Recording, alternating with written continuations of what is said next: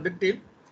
Thing is how you are going to prepare a data, how you are going to create the features out of it.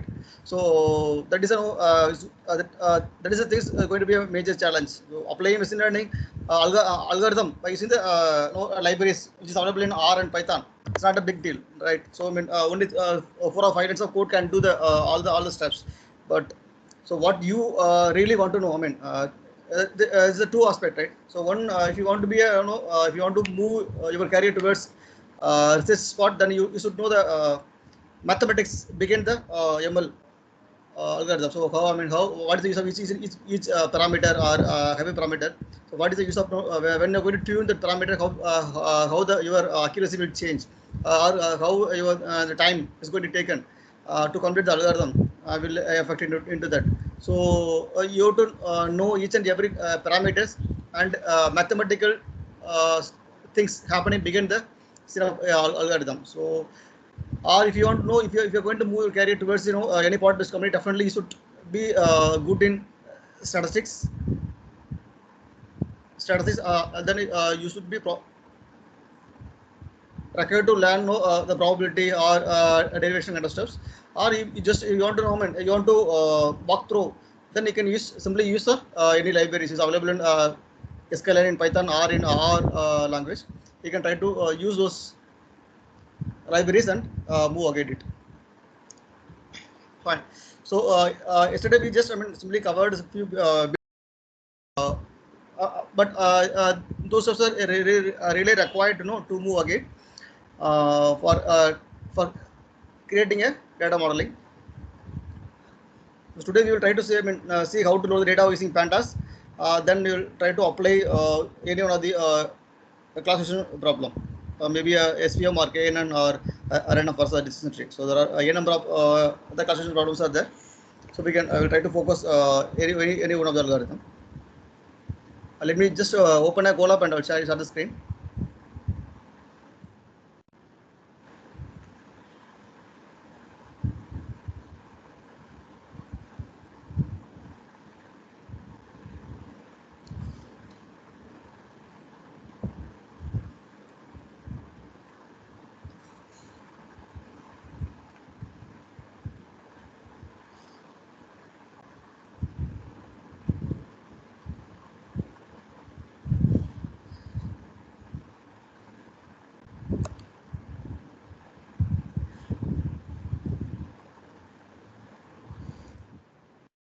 Try to continue in the same file so that you can able to access the same file.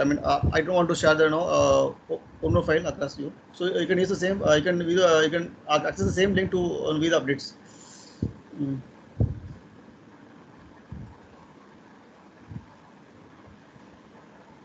I'm just uploading the file. Just give me a second.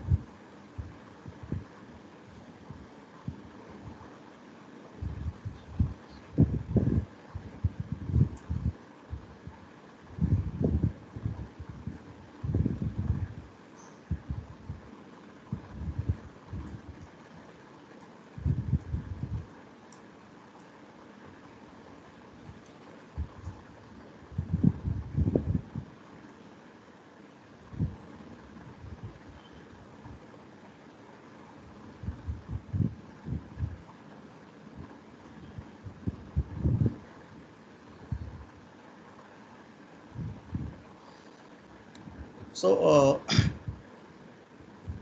once you know, file is loaded, the in real time scenario, the file, the data may not be shared in a single file.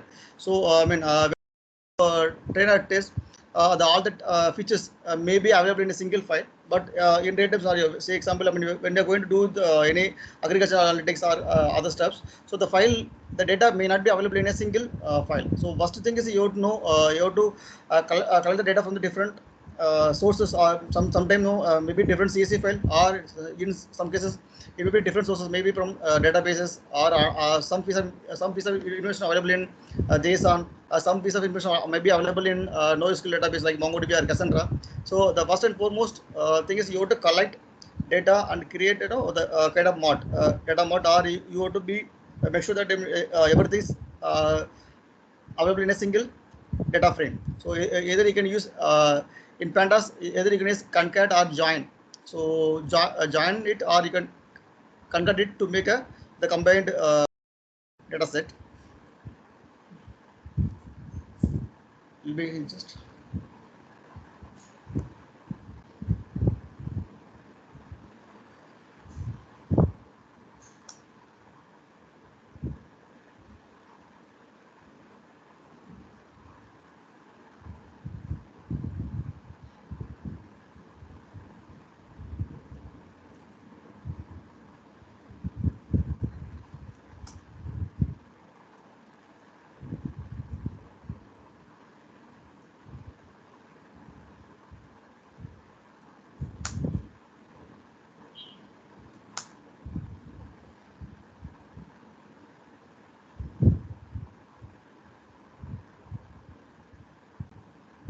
Ma'am,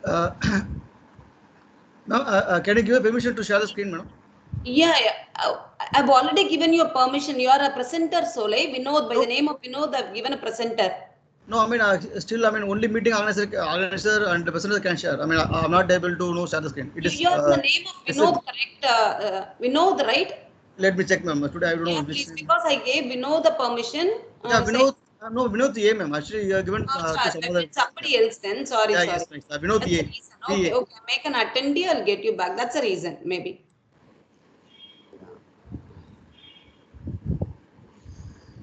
I know the 1 second.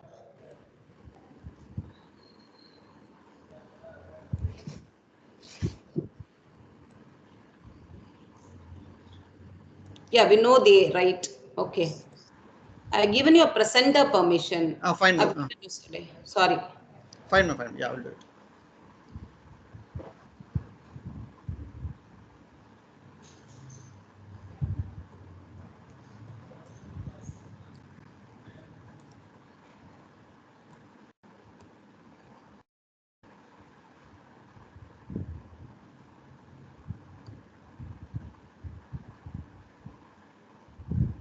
Yeah, it is visible. Yeah, I think I just shared the screen, madam. Yeah, it's visible. Fine. Fine.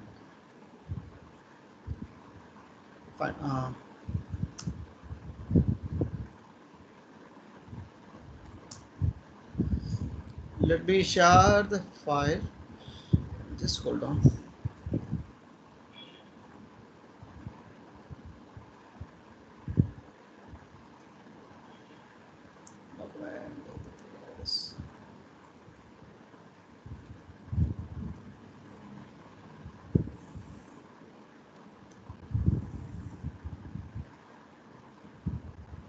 Okay.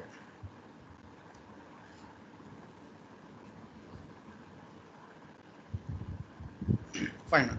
So in the same file, I'm just going to. Fine.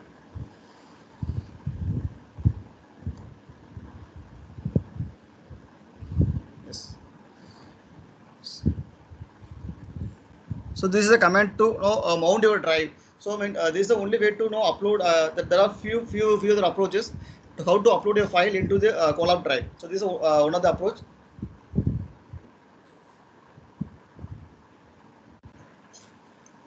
So where you can mount your drive, Google Drive. So you can upload a file into the Google Drive. From there, you can able to access those files into the your Colab VM. So this is a simple command to upload it. So the moment you run this execute this line, that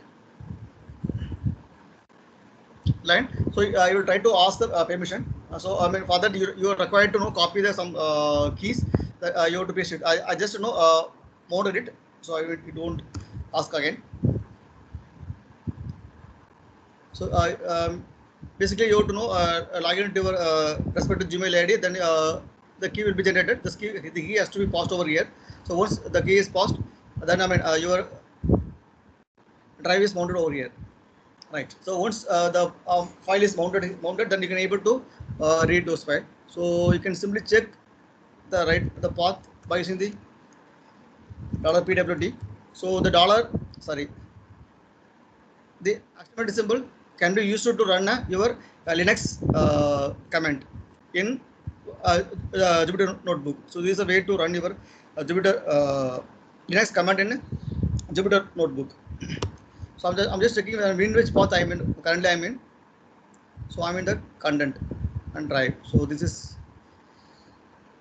my folder. I'm going to list this file. So hyphen ls hyphen l. So this is a command to list all the files in Linux based OS. So here I just moved one file called writingmovers.csv. So I'm going to load the file. I assume that pandas is imported, otherwise just import. So in Colab, one major plus is all the required packages for the machine learning. So it is freely, already installed, pre-installed. You don't have to install those packages. So if you want to install any packages in Jupyter or Colab notebook, then you have to use same exclamation symbol. Either use conda or pip. Here I think pip. The install package name. So this is a command to install any package name which is missing in your Jupyter notebook or Colab.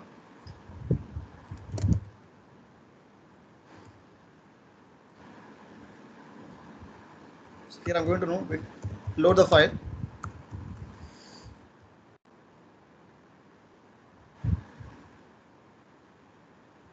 So this is for this file is available in the in my root directory itself. So I don't require to give any extra path.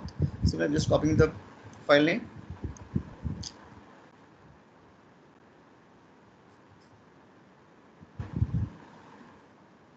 I'm going to show it a variable called df, maybe data frame.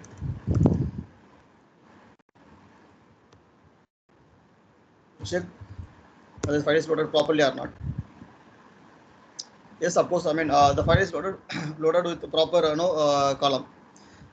In pd.read.csv, we have a few more options. Like you can skip the header if you don't want to. If the file doesn't have any header, you can skip the header by using the header command. There's one more command called info schema to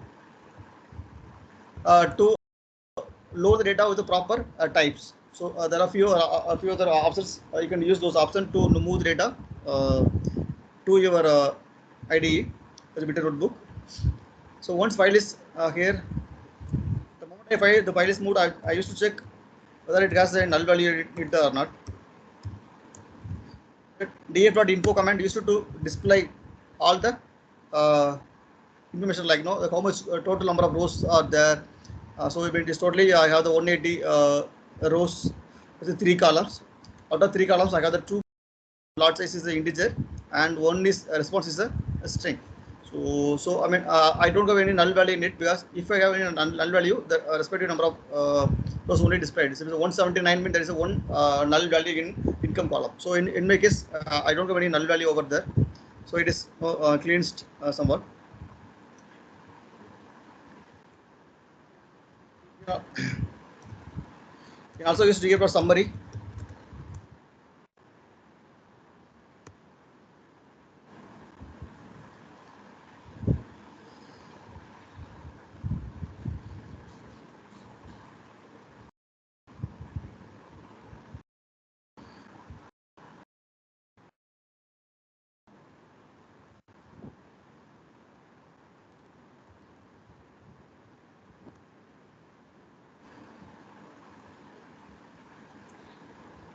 So the head and tail you should display the first and last 5 records in a data frame. So here I just fine.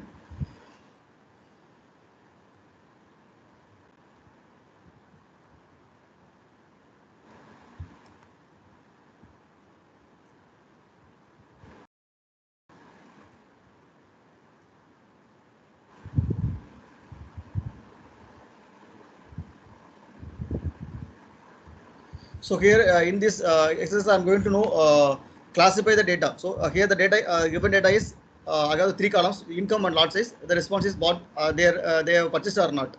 So based on that, we are going to we have to classify the new data. So if new data comes with the income and lot size, we are going to check whether the whether this person with the income and lot size will they purchase or not purchase or not or product. So these are the things we are going to classify over here. So basically this is a file. This is here I'm going to explain using the KNN, the classification techniques. There are no different the classification models are available like SVM, logistic, the decision tree, random forest,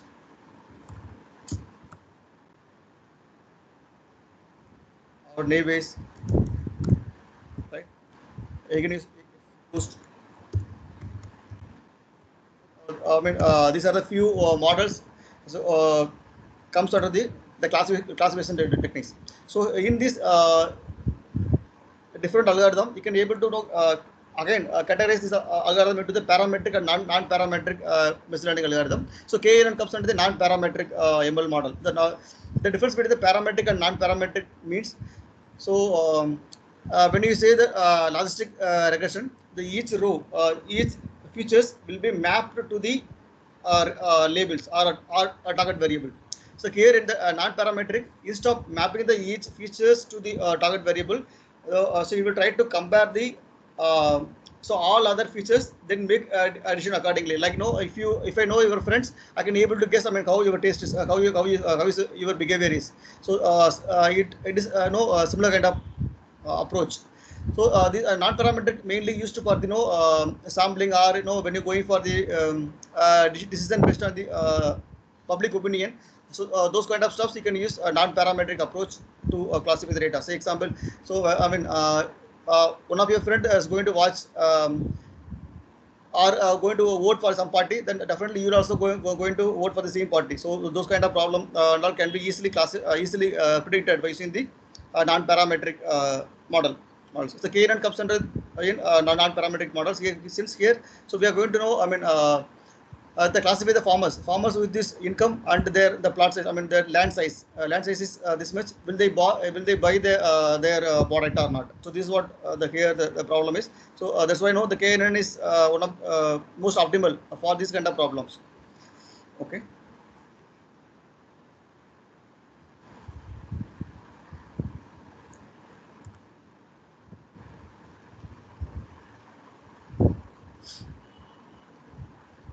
So the KNN use equivalent distance. Uh, Equivalent distance to arrive the distance. Based on the distance, it will try to map the given input to the nearest target variable. So here is any number, maybe a 1 or 3, any odd number, 5 or 7. So basically it's odd number. You can also give the even number. It won't throw any other, but it for the optimal you can use odd numbers. So NN means nearest neighbor. Nearest neighbor. Say example. So I have the data like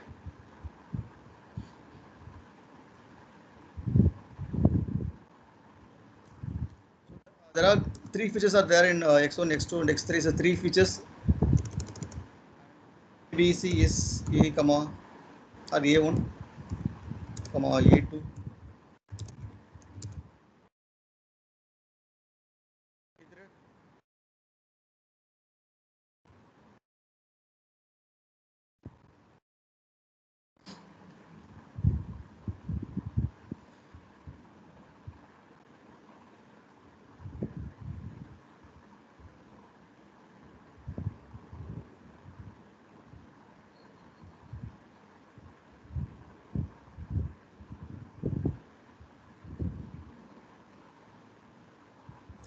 So the formula for the KNN is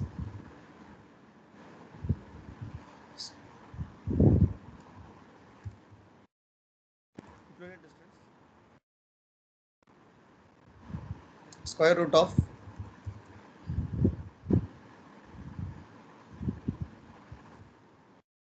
x1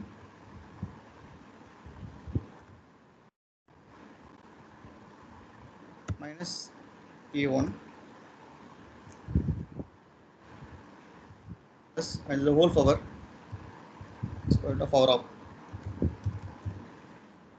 I will just sort it out.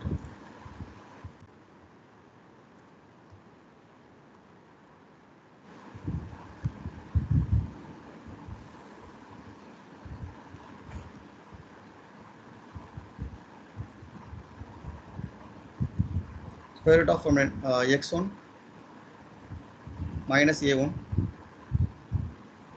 whole square plus x2 minus a2 whole square. So like that, n number of functions, n number of features. So xn minus an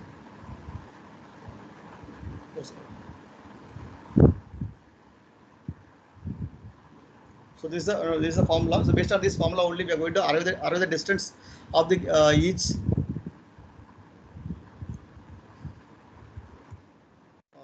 function. Say example, here I'm going to have a 10, 20, 5. Same here. I'm going to have a 9, maybe 18, maybe 3. So x1, x2, x3 are the input features. The a1, a2 are the test variable you are going to test. So y is the target variable here. I have a few more rows like this, maybe around maybe 12, 23, 8, 0 or 1, 0. Here this is 1. Maybe few more rows.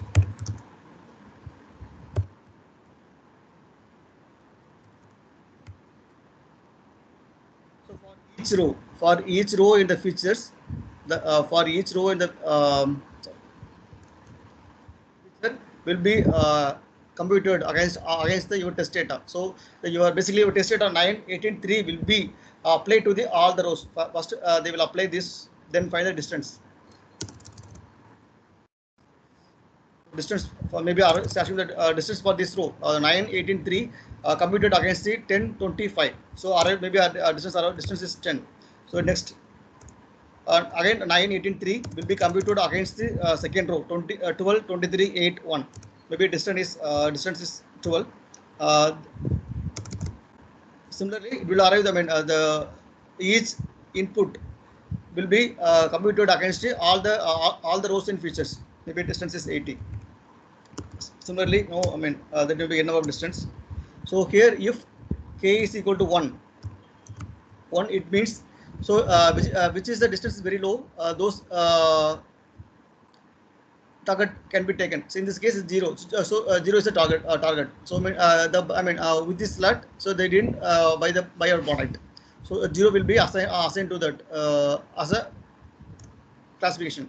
So if you put k is equal to 3.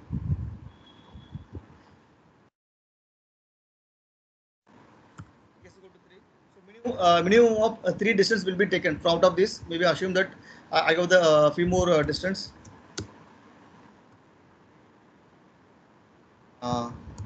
11. So for this, my response is 1. So the first 3 low distance will be taken. In this case, 11, 10, 11, 12. So in the out of 10, 11, 12, so I have the target is 10. For 10, target is 0. For 11, target is 1. For 12, target again is 1. So the mode will be applied here, which is repeating. So one is repeated 2 times. So the target will be assigned for the given feature given input test data will be assigned to the 1. So instead of 0. So see, if you taken k is a 1, you will be classified as a 0. Not but. So if you taken k and as k is a 3, so you will the same data, but it is classified to the bot. You purchase the product. So you got a idea, right? So this. So this is what KNN works basically. So KNN basically to try to find find the distance of the given input data. So based on the distance, you will try to if based on the if k is 1, the lowest distance will be taken. If k is 3, the lowest of 3 distance will be taken. Out of the lowest of 3 taken, the mode of target will be taken for the classification as the output. Okay.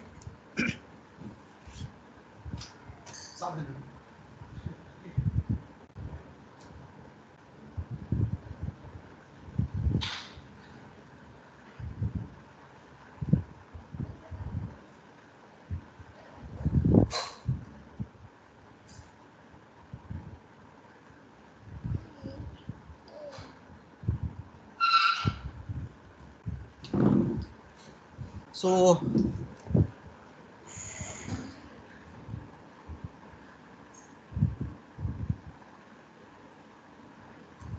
okay. Assume that you have a null value in this data set. So how will you replace the null value? So,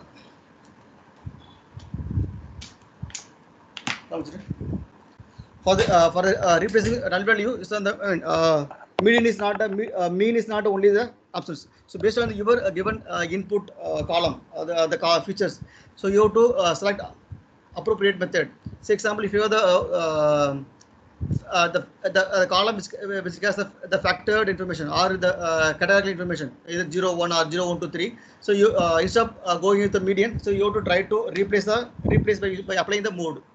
So if you have the time series problem, so instead of going with replace the median into null value, so instead of that you can try to fill with the previous value or future value for the particular column. Say example, what is the traffic at 12? Number of vehicles crossed at 12 a.m. In Guindy signal. So instead of you put average, you can try to know apply the previous or the next hour data over there. So you can try to fill previous value or the before value. If it is a time series problem. So if you have the features as a categorical value, try to apply the mode. So if your data is more distributed, more skewed either right side or left side, you can try to apply the median value instead of mean value. So if your data is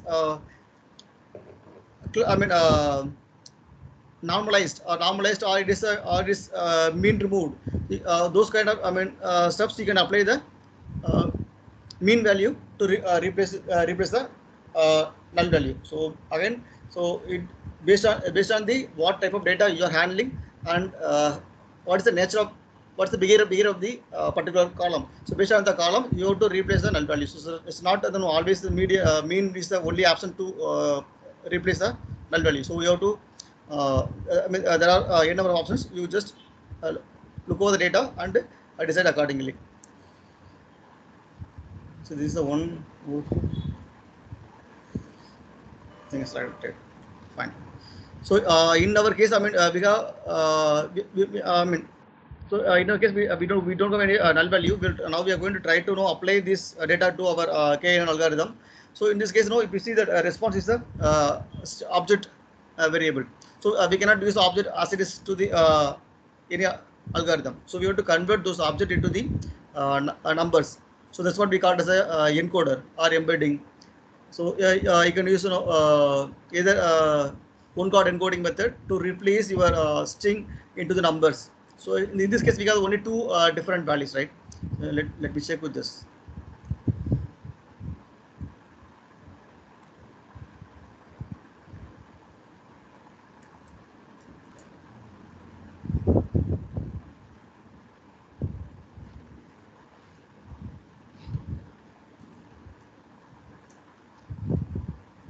We'll try to apply the some convert our object into numbers. For that, data frame has some features called get dummies. Get dummies.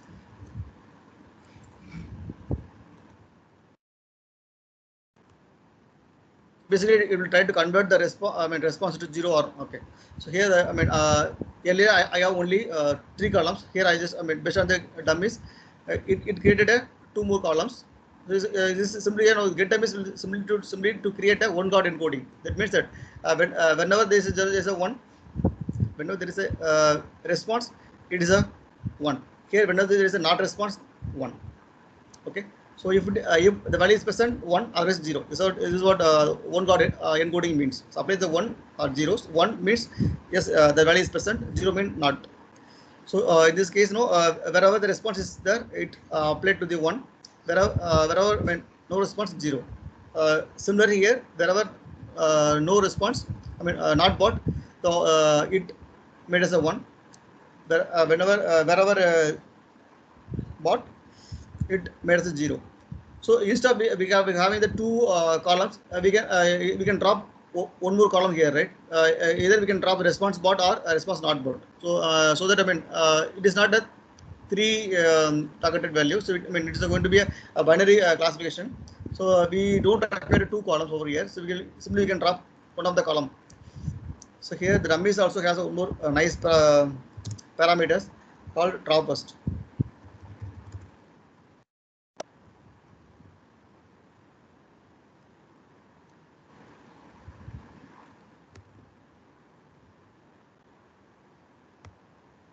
We try to remove the first dummy columns. So we will keep the second dummy columns. So we can store it to the same data frame or another data frame. So now we just instead of earlier we have the string as one of the features. I'm just trying to remove replace the string into the numbers by using the one-dot encoding techniques. So I just stored into the same data frame.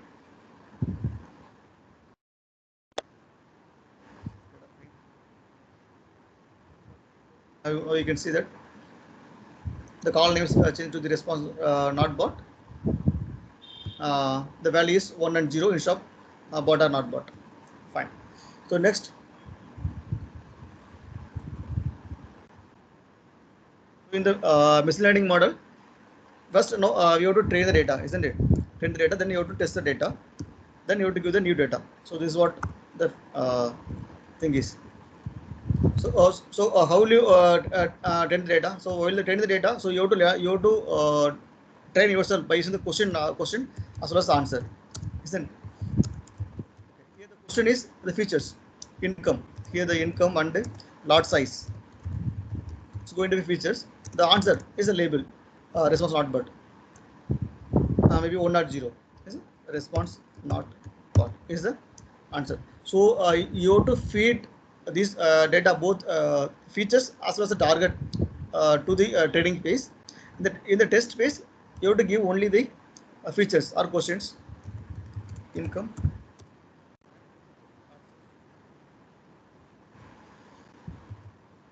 So in the test phase, you have to give only the questions, or you have to give the only features.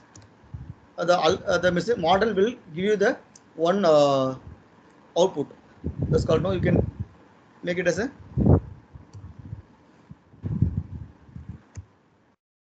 target.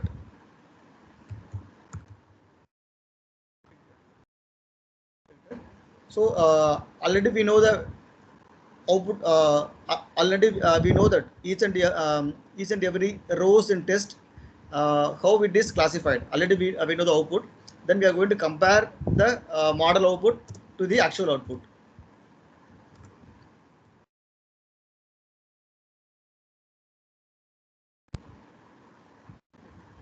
Target prediction versus target. So this is called, you know, evaluation. It's called evaluating model.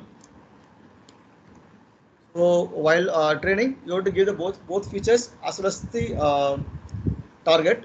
While test, you have to pass only the features.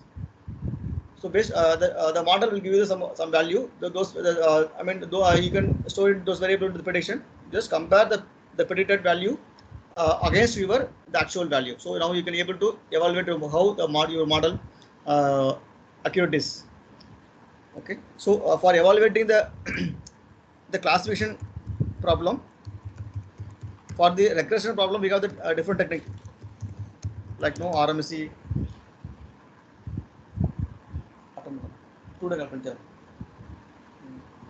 Please.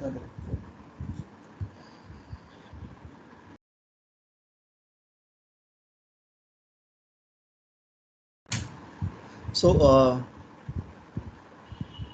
for the regression, we have no RMSE, root mean squared error,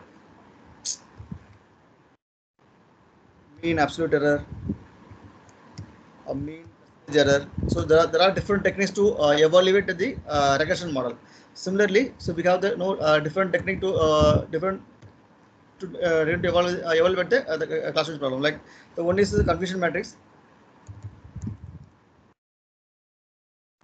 maybe no by using the confusion matrix, you can try to arrive the accuracy as well as F1 score or log loss or M log loss for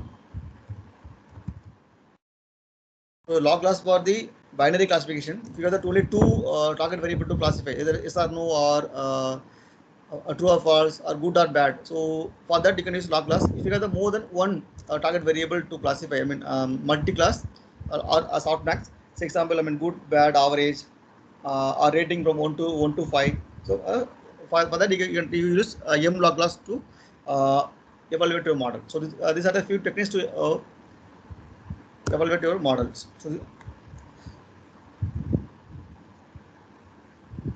So as I said earlier, so first we have to split the data into the features as well as the target. So we have to split the data separately for the features as well as target.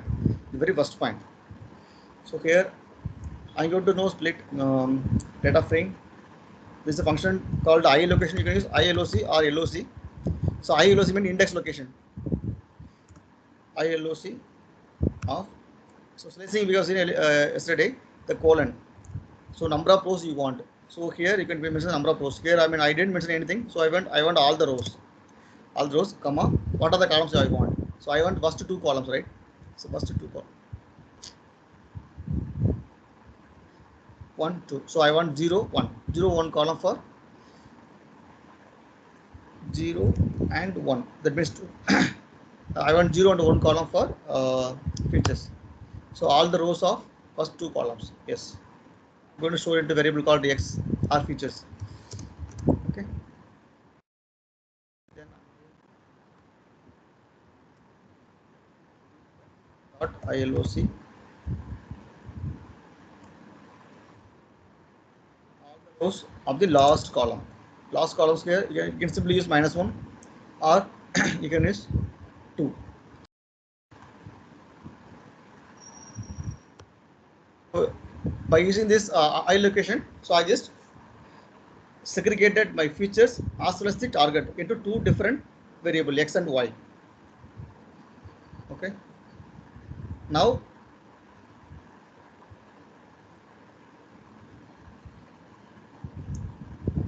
just so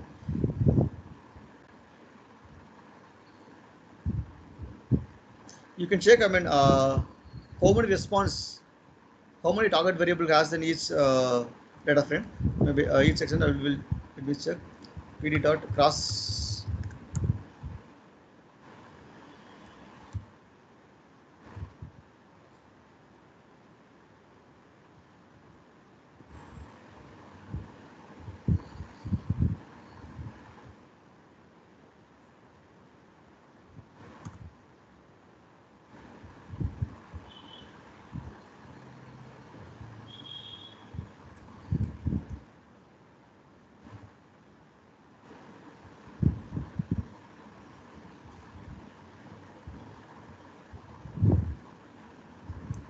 So now I am going to split the data, maybe 75, 25 or 80, 20, 20 or 70, 30. So these are the, I mean, few optimal split for the your input for trade and test. Again, it's based on the number of rows you have, number of features you have. So based on that, you can know take decision accordingly. So it's not always 80, 80, 20 or 70, 30. It's purely based on the number of features or number of data points you have for the train and test. Okay. So here we have the function called train test. Test it is available in sklearn.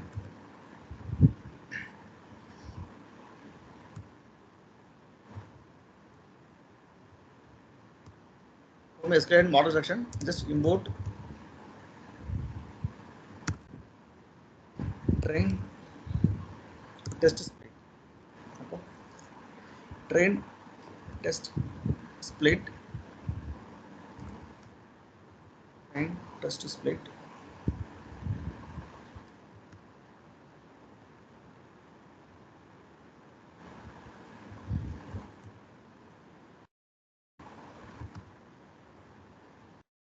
test plate.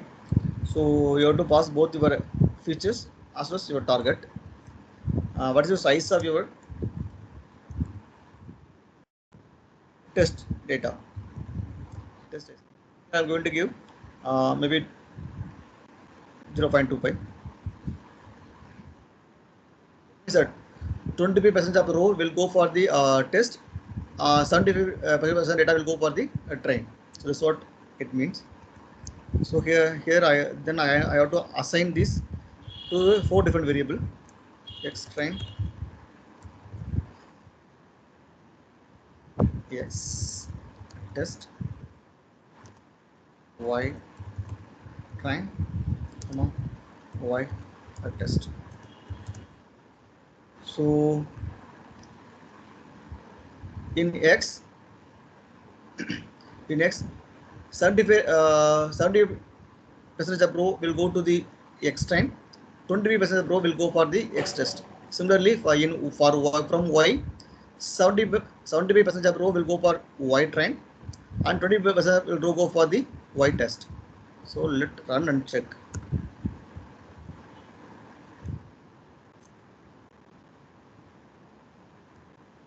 So you can use save to Y test.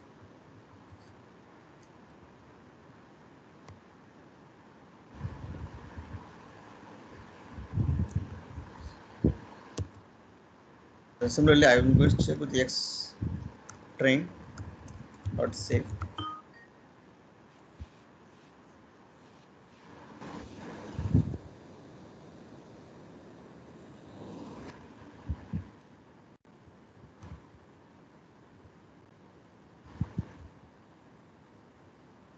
So X train, maybe I don't run that first line. I will run it.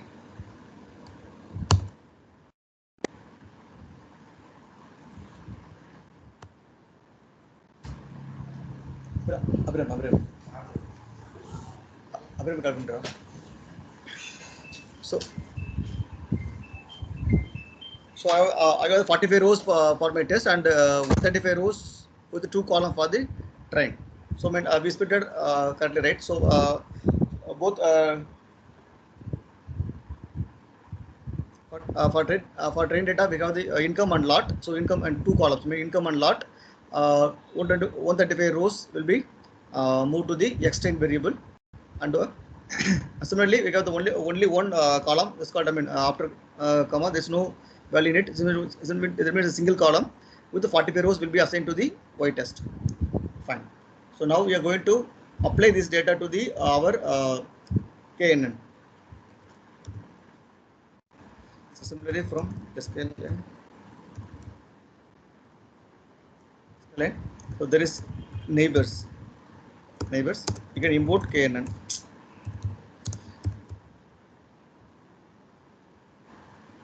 KN neighbor classified. So the moment you import it, so by using also that you can also use crosstab.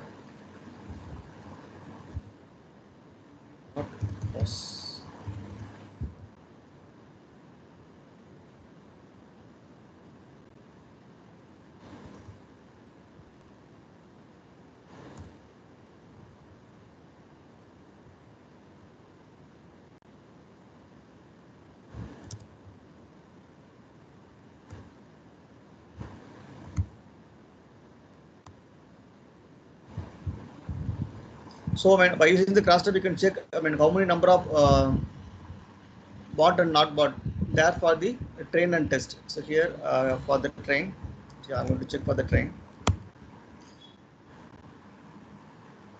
So here there are for the train data I have this 55 not bot and 80 not bot and 55 bot. So I have the data like this. So if it is if you think that data is not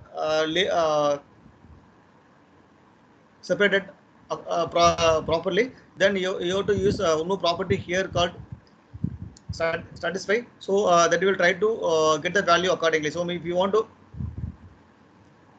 if you want, I mean, equal number of rows from the zero target and the equal number of rows in one, so you have to classify accordingly. So if you think that the train data is not or towards biased towards one particular target variable, so then definitely your algorithm or your model may not be give a good accuracy. Say, I mean, assume that the one will, I mean, out of 135, so one will have the 100 rows and only 35 will have the zero. That means that your model will have a chance to train with more number of ones, more number of more number of one as a target value. So there are a few chances. There are chances that it will try to misclassify, even though it's not bot, it will try to classify into the bot. So I mean, when you're going to split the data, you try to make sure that there is a equal proportion available in both target value. Like, or if you have the n number of target values to classify, so assume that if it is going to be a 3 or 4 classification, so each the target value place the equal proportion while training your model. So make sure that otherwise, it will try to go towards the bias. That means it's going to be overfitting for the particular labels. So it's not going to be more balanced data.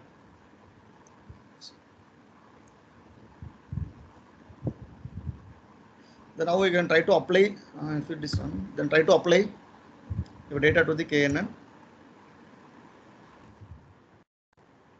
enable classifier. So for the train, so here I'm going to use number of neighbors. So there's only one parameter you have to specify here, number of neighbors. Maybe I'm going to use 3 here.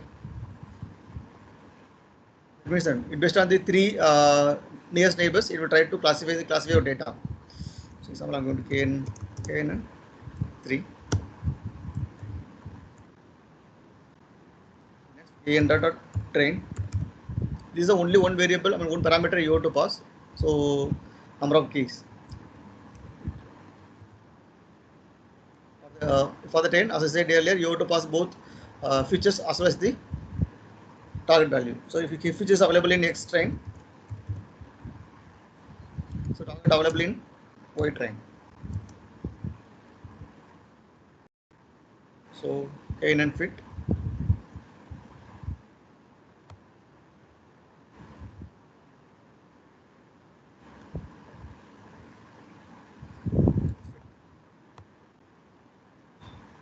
The fit means that here's a training. So once you put the data into your model, then you can predict KNN dot predict.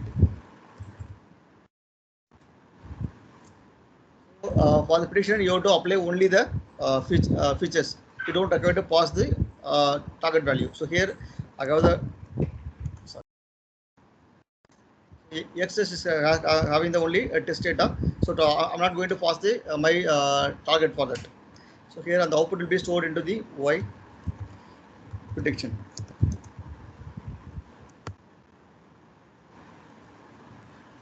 Okay.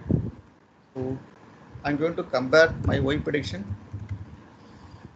with my Y test.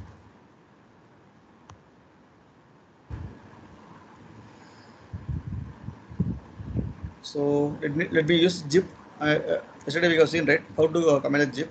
So we'll try to use zip for maybe Y comma Y prediction.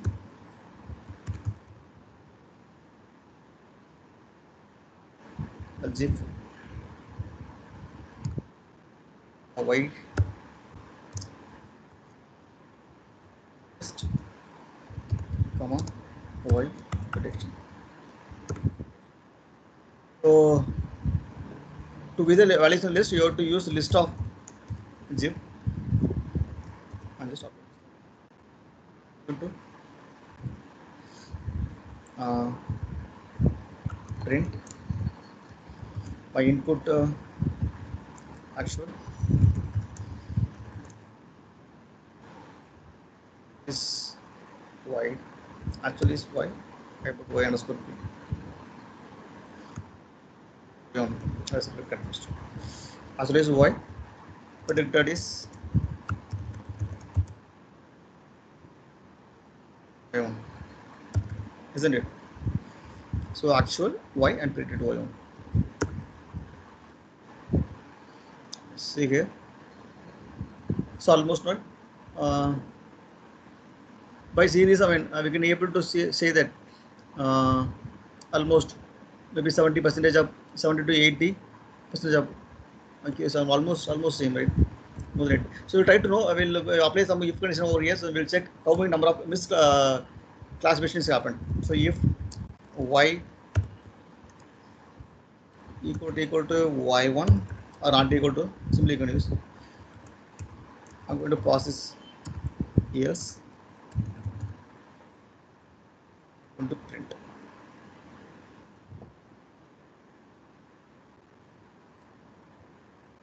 I'm going to apply here. So only three. So only three misclassification out of 45, right? Out of 45 rows, 45 rows, only three data are misclassified by using the KNN3. So now I'm going to change the KNN3 to KNN1. We'll see how many number of misclassifications will going to happen. So same algorithm. So I mean earlier I used to KNN as K as a 3. I'm going to change K is equal to 1. I'm just reading it again. Same. Then I'm going to fit once again with a new KNN model as K as a 1. I'm going to predict again. Let me check how many number misclassification happened.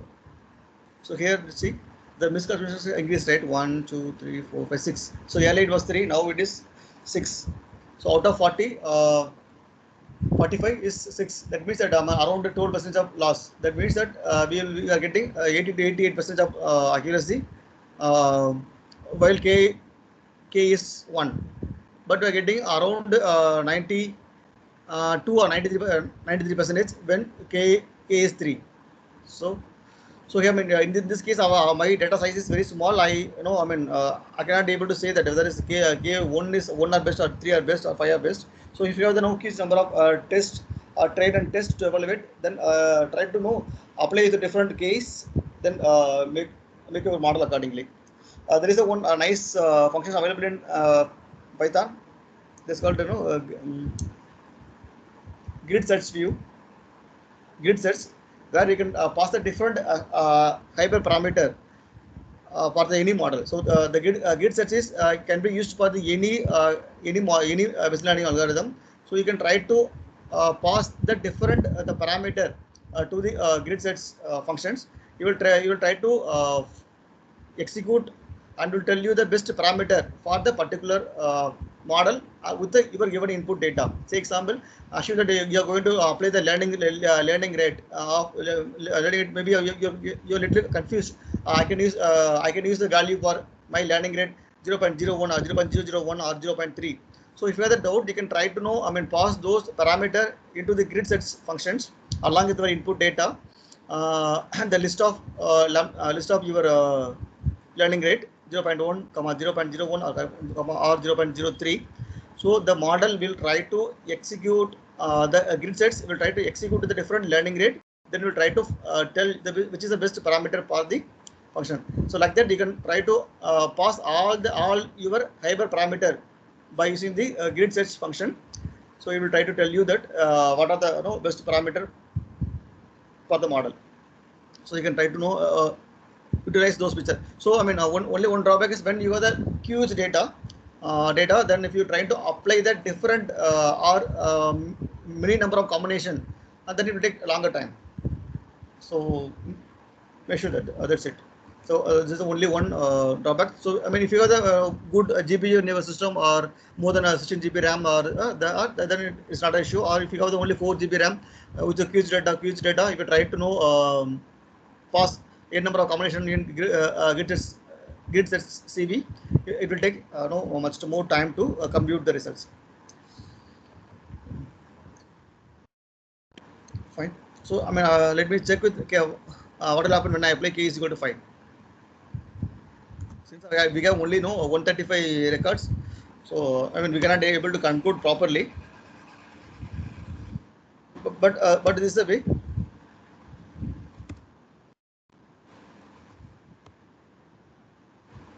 So I know, I mean, I'm getting the 3.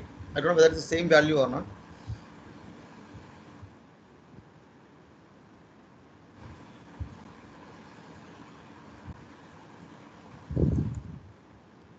So then we will try to apply the some metrics.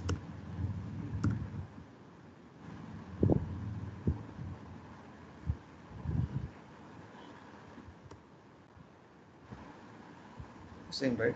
Same, yes. Yes.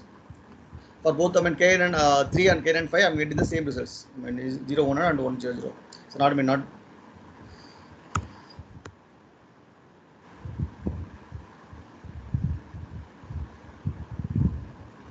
So now I'm going to know, I mean, evaluate this model by using the metrics.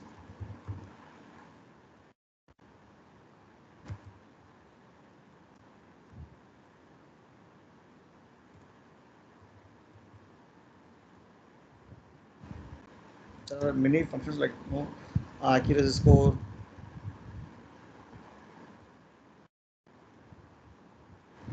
precision score, recall score,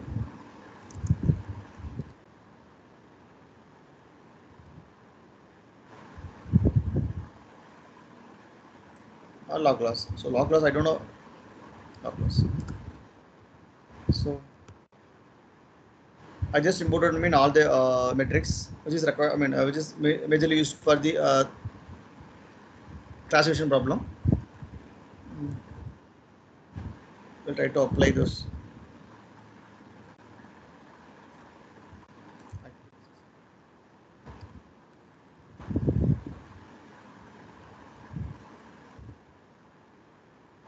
Y test. So you have to pass both your Y test, I mean, actual Y and predicted Y.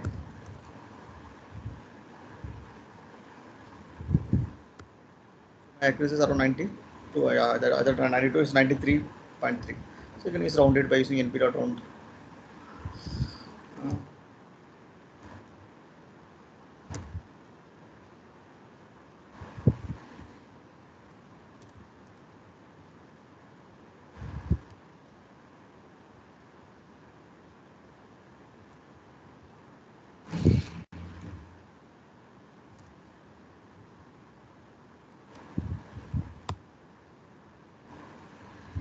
So 93% of accuracy. So when I'm going to apply this position,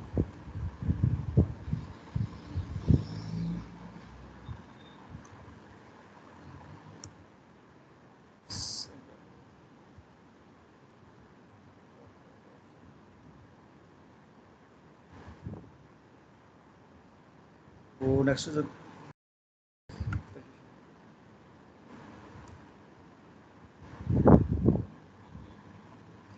this code. So you have to pass both your Y actual and Y predicted from your model.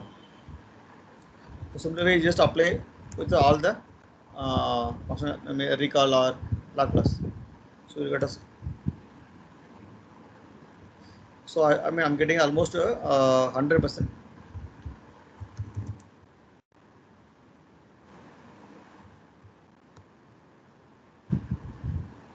So I'm getting the 100% precision. That means that maybe. So I'm just hoping that, I mean, all of you are aware about confusion matrix. So otherwise I'm.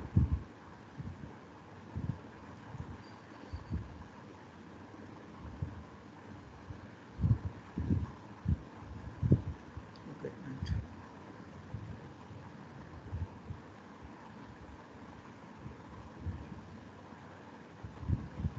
Fine. So, any doubts so far? Maybe I will address. If you have any questions, I'll try to address the question. Then I will.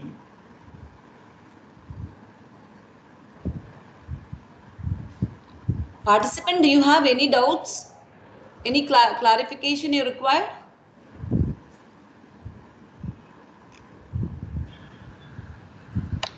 Sir, Solely in message, I was able to see only one sir, command by Chitra.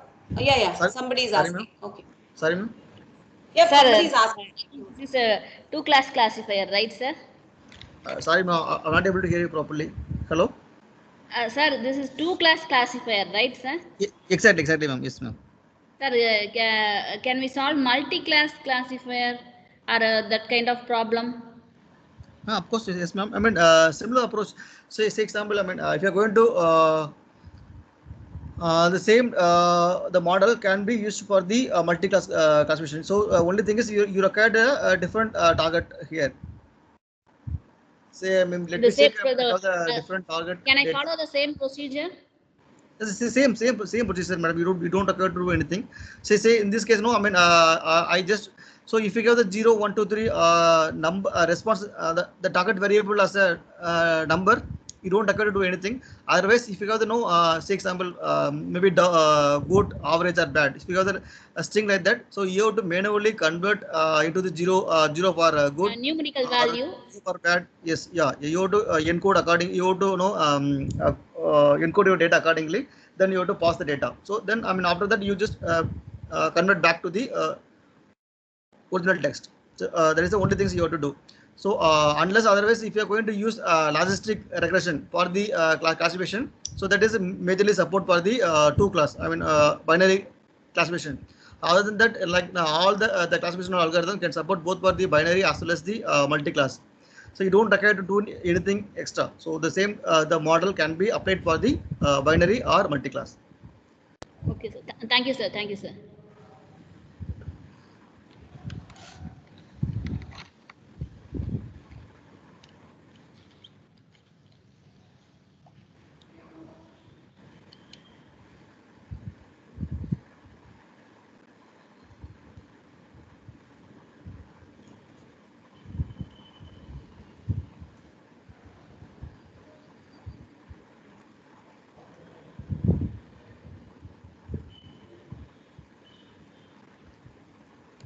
So here, I mean, so how will you select this model? That again based on the given input data. Say, I mean, the natural problem you're going to solve. So either you can go with accuracy, or you can go with your precision, or you can go with the recall, or you can go with the reference code. I mean, it's purely depends upon the what the problem you're going to solve. So you cannot say that. I mean, I want always accuracy is the best accuracy. So I mean, in some case you want more precision than accuracy. Say example, the classical example is Gmail spam filter, right? So that means that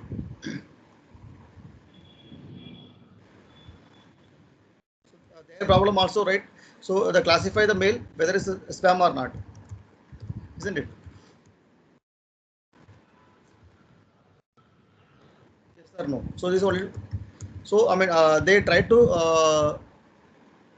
want to focus more on the precision because precision in the sense here. So they want to the classify uh, the right mail. I mean, not spam. Good mail as good. Maybe spam mail can be classified to good mail. So no issue at all because I mean the user, I mean the end user will try to know figure it out. They will try to make as a spam or they will simply remove the data, isn't it? Uh, so if what happen if some write a good mail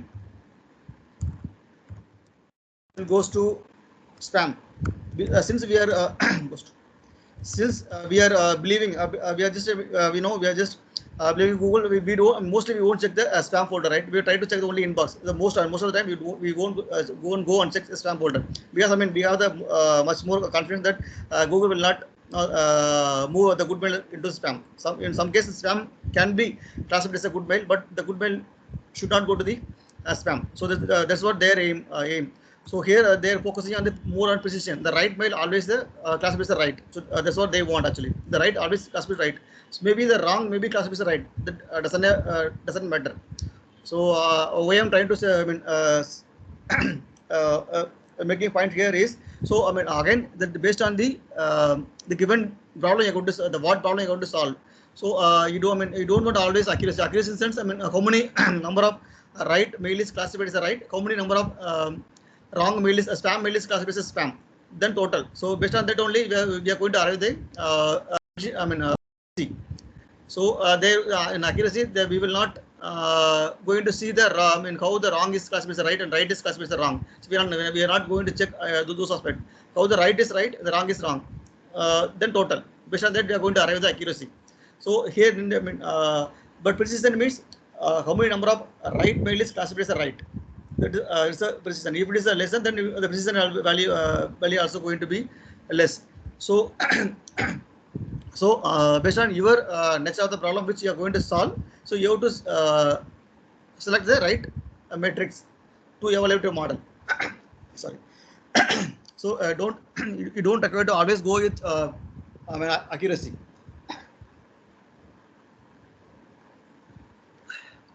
So there is a one more thing is called F1 score. So F1 score is based on the both precision and recall. So based on that, so they are going to arrive the value. Or you can go with the log loss. Log loss is simply the I don't know whether K and gas predict proba. Let me check whether it's available or not.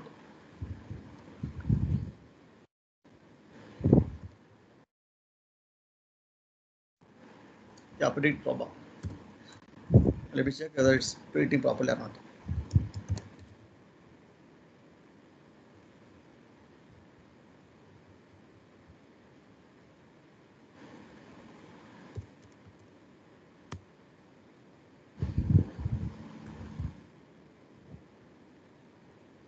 Probability. So we try to give the probability of the each class. So I mean here no, I mean it is not giving any probability. Say example if you have yes here no. So here 60% it is classified as a 0, 30% is classified as a 1. So I mean based on this probability we will try to make a loss. We will try to evaluate the model. Based on how much the probability is given to the classified data. Okay, so the predict will give you the either 0, 0 or 1 again based on the highest probability. Here I mean here this row will be classified as 0 because I mean it gets highest probability. So similarly, is there any low? So I mean all three, only the 4 as. So the log loss is calculated based on the probability of the selected labels.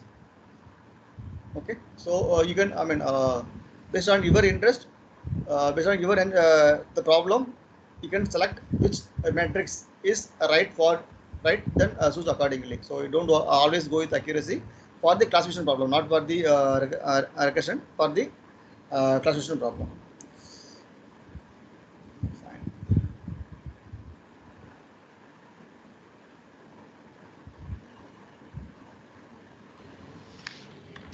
Sir?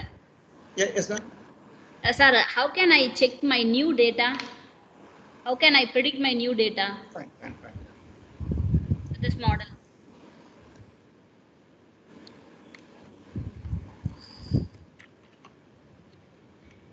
Check how wide X test is there.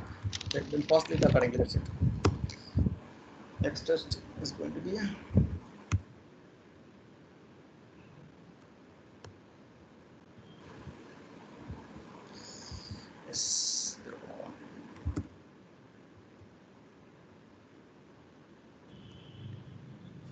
That I mean you're going to pass the data, new data, maybe around 20 and 50.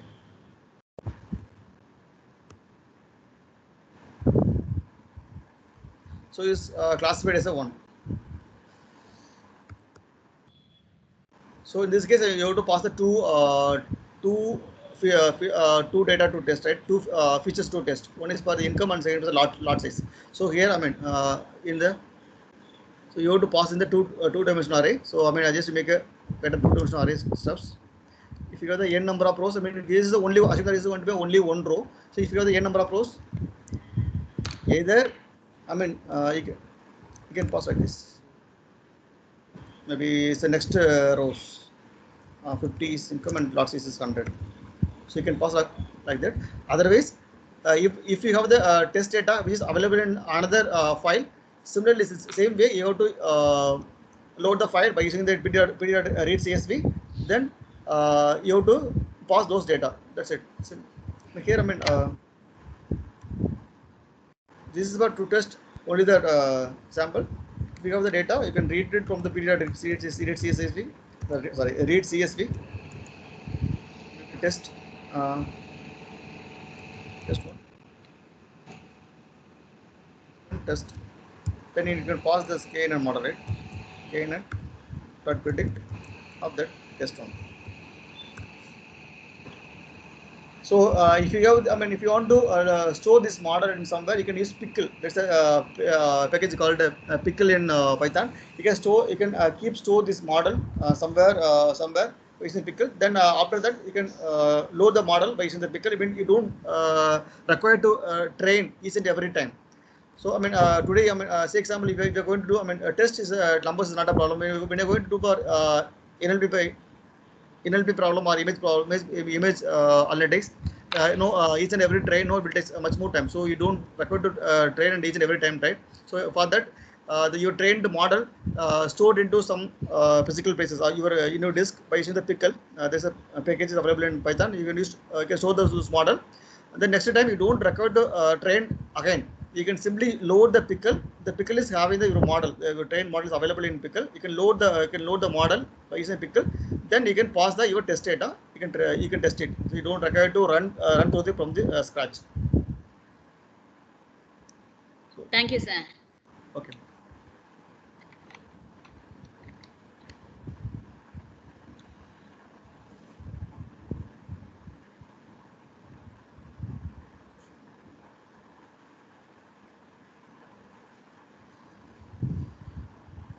Anything else?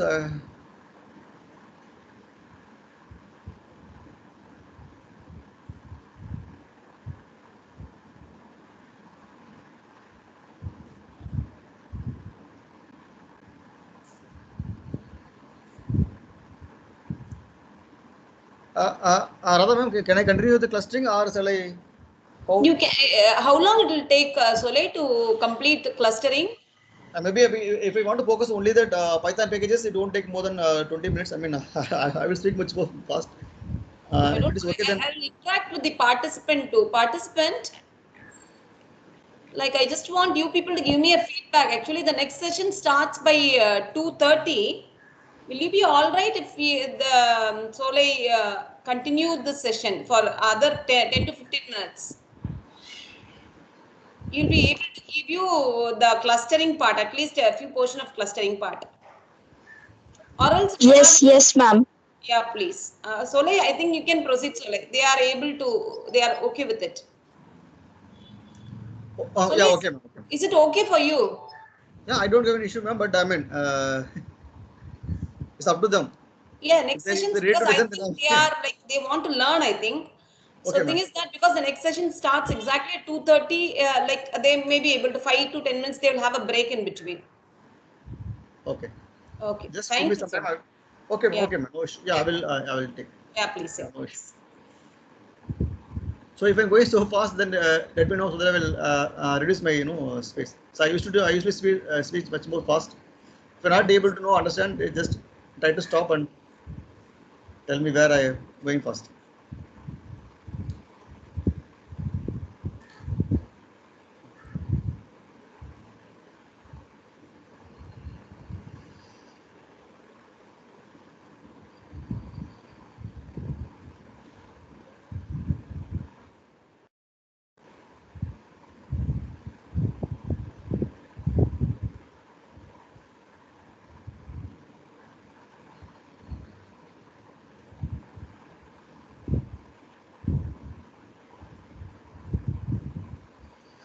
Uh,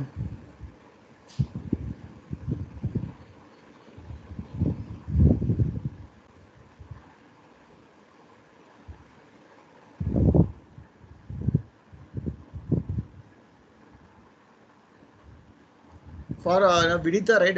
She asked one question, right? So for multi-class, right? For multi-class problem, you try to use for M log class accuracy. So precision may not be applied over here. So precision, you can try to apply the M-log class metrics to get proper accuracy.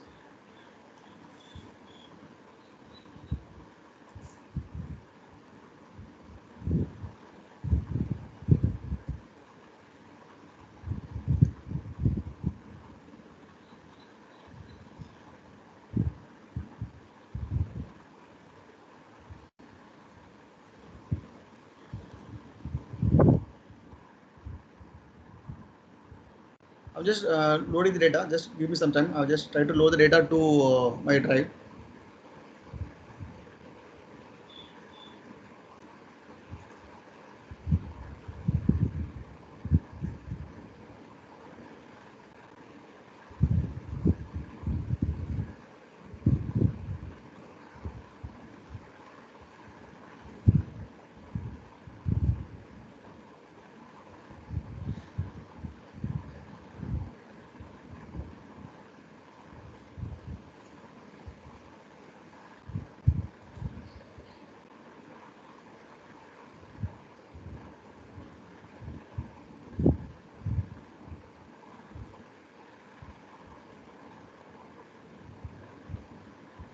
Fine. So, by this time, I'm sure that you would have been the clear understanding between the clustering and classification, right?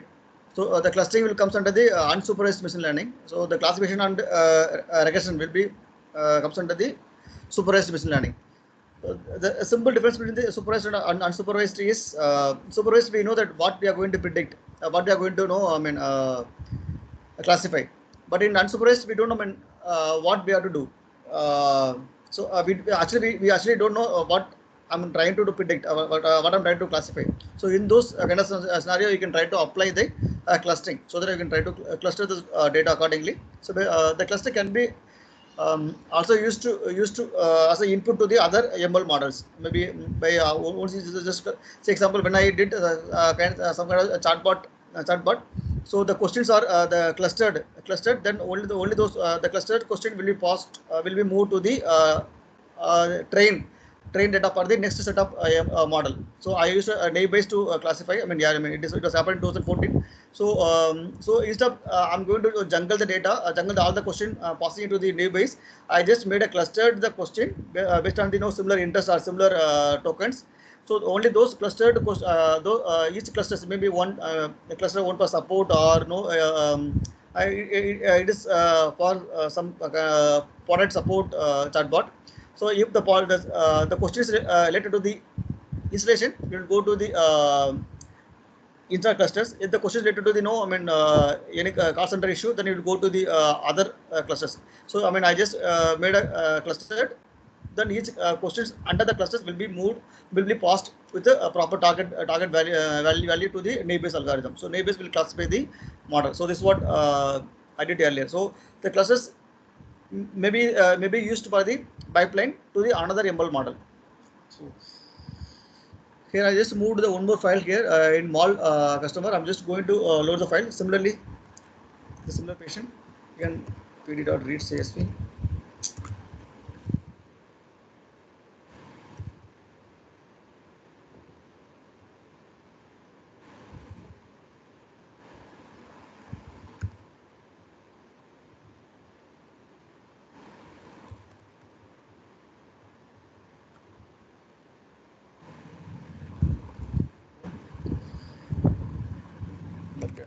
But I have the IND account, so I don't want to.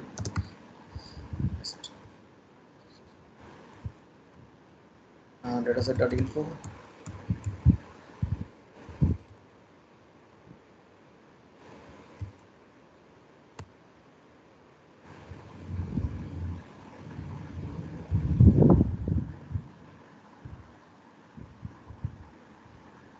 Fine. It is available in more maybe spelling mistake.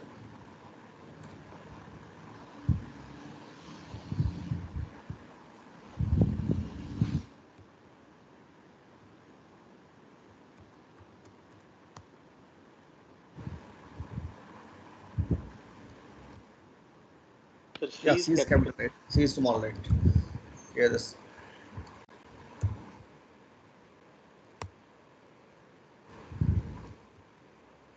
So it's loaded, right? Yes. So again, I mean, I don't have any null over here. So it has 200 rows and um, 5 columns. So 1, 2, 3, 4, 5. And so what type of customer ID and age? Sorry, gender is only the object. Rest of the columns are integers. Fine. So you can use summary or sorry, summary in R is summary, in Python is describe. You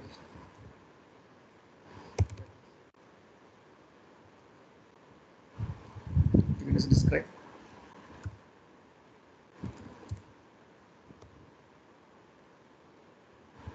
So you try to get the mean median standard deviation of all the integer columns. So it simply remove the string object column from this. See this here.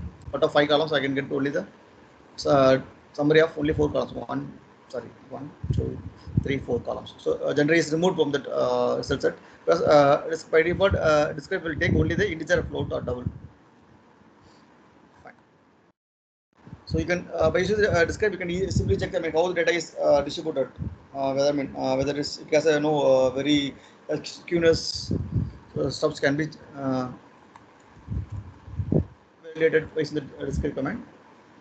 So I just going to put ahead how my data set is looks. Data set.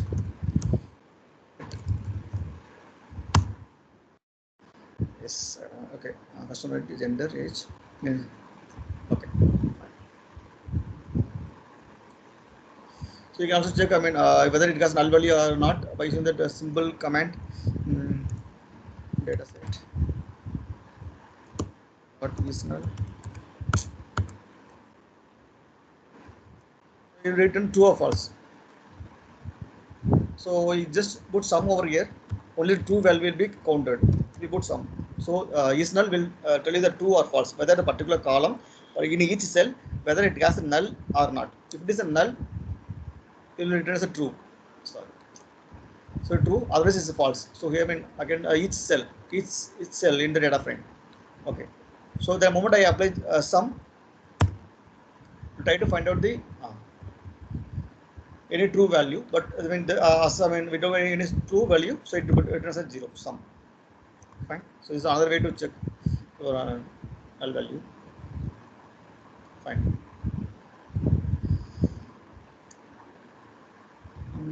So K means I'm just giving.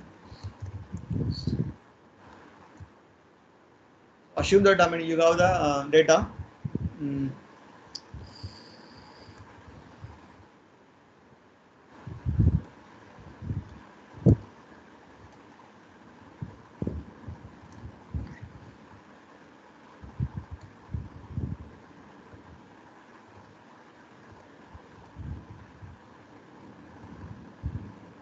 So different data. So sorry.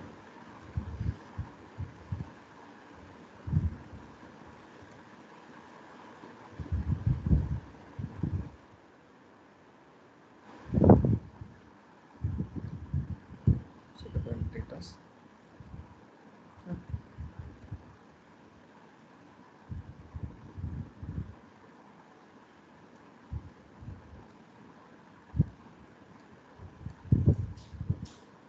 So assume that you have the data. This is clustered. It is accordingly. So I'm just going to remove. I don't want to assume the dollar the same color. Fine. So in the k-means cluster, the first step is to assign the number of clusters you want to cluster the data. So assume that I'm going to I want 3 or 2 clusters in order to simulate the problem. I'm going to make 2 clusters. The 2 clusters random k is equal to k-min k is equal to 2. Assume that I'm going to make 2 clusters. So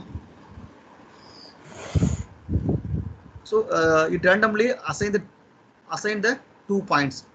Randomly assign the 2 points. The first steps, because I mentioned that k is equal to 2, so randomly assign the 2 points. The next step is to try to find the distance between the each points to the centroid. Centroid means point.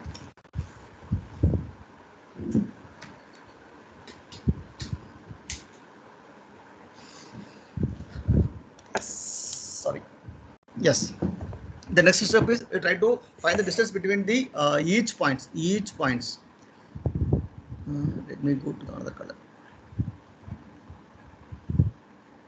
Each points like that. So for both clusters, both centroids, centroid 1 and centroid 2, to try to find the distance between the each points like this.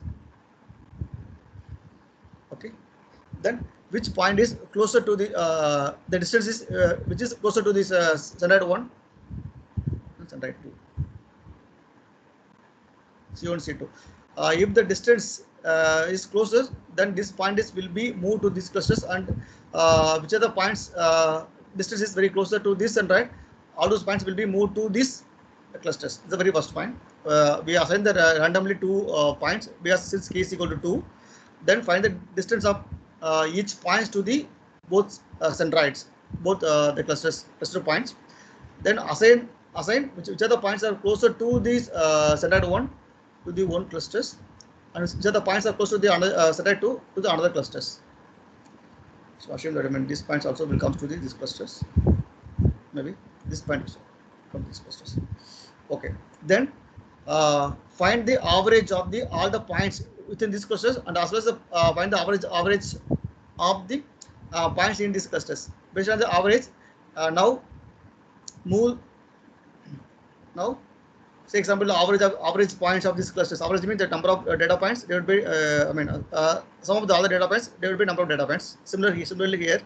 So if average is going to be around maybe here is 12. If it's going to be a 4, then if I assume that if it is in 5, this or if it is 3, this point will be moved to here. The position of centroid initially we assigned randomly. Again, the next time, based on the average of the clusters, the points move accordingly. Here if it is 12, maybe if it is 9, so now this will move to here. The centroid position will be moved. Again, you have to find out the distance of the new centroid points, newly assign the centroid position to all the points. Here also same. Then these points will be based on, then distance will be calculated. Based on the shortest distance will be assigned to the C1 or C2 accordingly, which is closest to the centroids. Then again, you will try to find the average. It will move. Say if it is same 12 or 12.5, this will be moved to 12.5. So next time, so initially we have here, then we move to here, 12.5, then we move to here. Like that, initially we have, maybe 3, then we move to 4. Here. Maybe next time, maybe the same 4, then it will remain the same position. If it is a 4.5 or 5, we'll move to the next position. So again, it will be the distance of the each points to the centroid will be calculated. Then this centroid position will be changed. So this will be repeated. The same steps will be repeated a number of times until there is no points to move from one cluster to another clusters. Okay. Or you can free define that I want to know only 10 iteration or 20 iteration. Either way you can stop it. Either you can give the parameter to stop. I want only the 100 iteration. You can stop at 100, or you can repeat the step until there is no points to move between the clusters. Okay. So this is the simplest background of K-means clustering. Fine.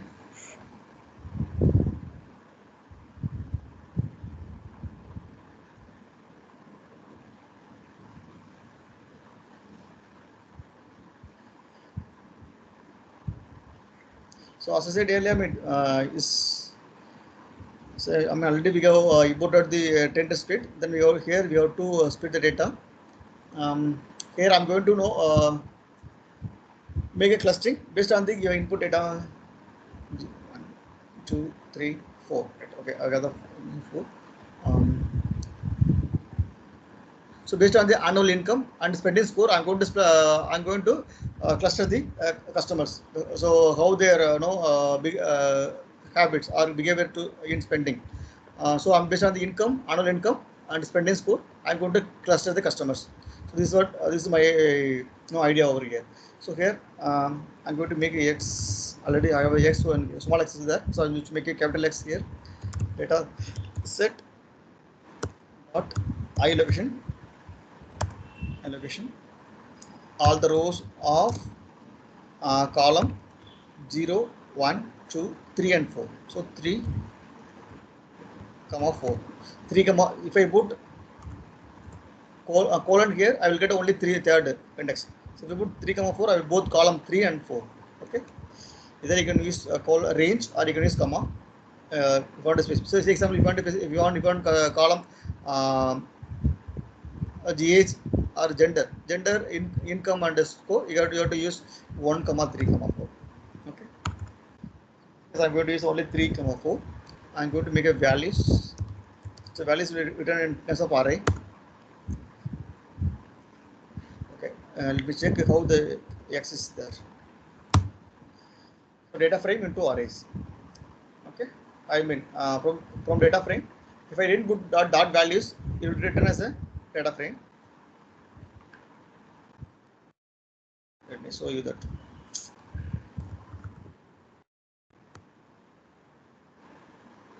Okay, so the wood dot values will return as an array.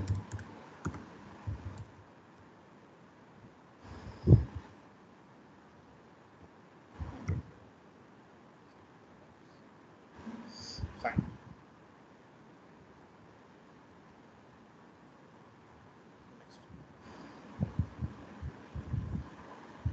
So next, I mean, you can split since we don't have here, we don't have any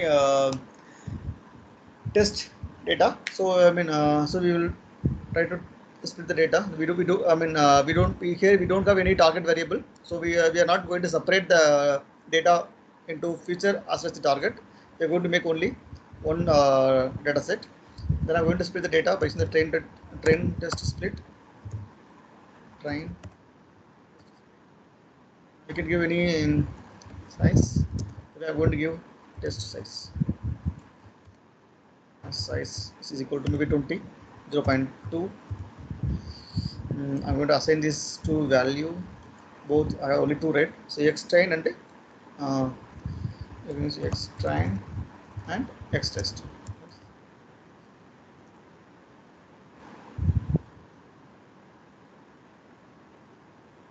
So 80% will go for the train and 20% will go for the test value. Right. So now I'm going to import the library which is available from the sklearn and again sklearn dot k cluster, that is a neighbor, is a cluster. I import k means.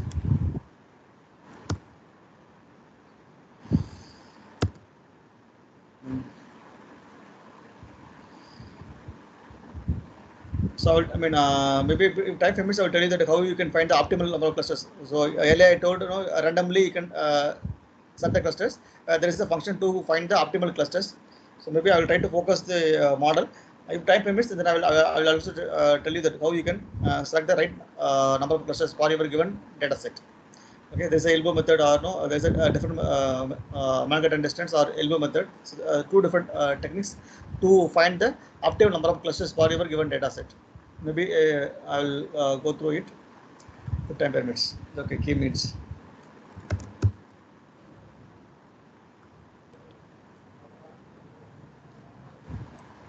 K means of, so number of clusters you want. There is a number of neighbor, is a number of clusters, right? So I'm going to put maybe 3 or 5, whatever it may be. So maximum iteration, as I said earlier, I want to stop the iteration. Either you can, if you didn't mention that maximum iteration, so you will try to run the model until there is no data to move from one cluster to another clusters.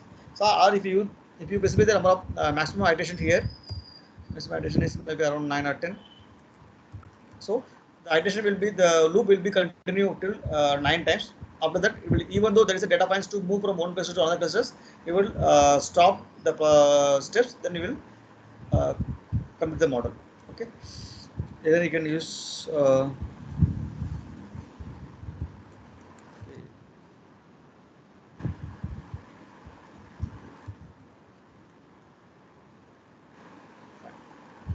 the next. Say it's net check. Okay. Then clusters. Is there any spelling mistake? Clusters.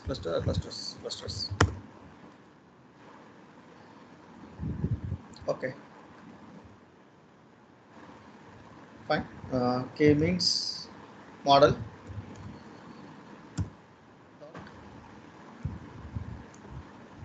You can use fit or this. I mean, here or more functions are the fit predict. Either you can use fit or fit predict.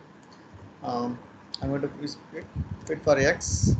I'm going to show the same. I mean, don't have to show. There is, or you can store int. So I'm going to fit the k-means model using the my given train my data. So we will try to cluster the data. So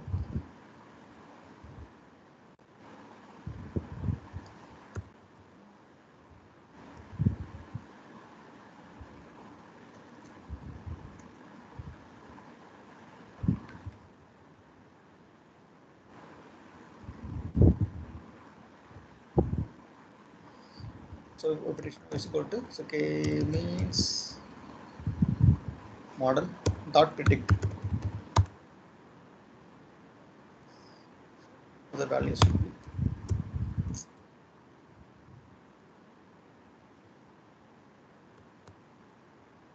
So 0 to, I mean, I put 5 right. So 0 to 4 is data is row will be clustered either 0 1 or 2 3 4. So then, I mean, later you can give the label to this value. So each row, how this out of, I have 200 rows, right? Okay, means I think I got 200 rows. So each row will be classified into the different clusters. Like, no, the first row will be classified to the fourth clusters. The second row, the second data set, which is clustered into the second clusters. So like that. How we can interpret